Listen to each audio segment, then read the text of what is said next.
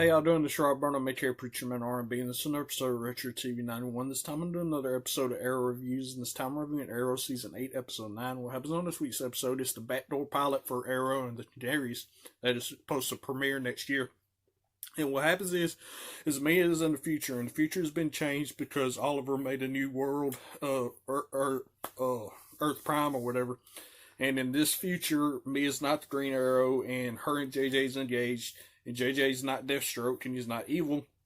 Well, Laurel shows up, and Dinah's in the future, and Dinah's been erased from the timeline, so technically Dinah doesn't even exist in this timeline. So we have to see what happens with that when the new series comes on.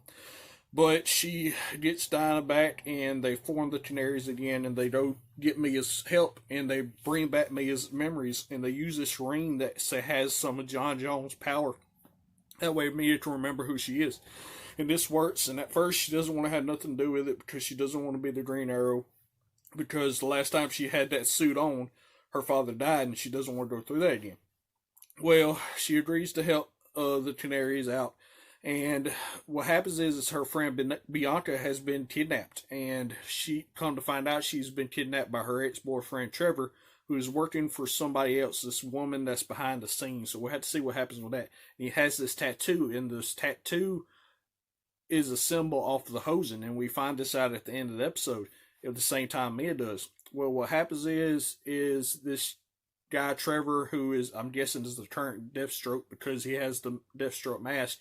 He blows up the building that he has Bianca in, and Green Arrow and the Canaries are able to save Bianca.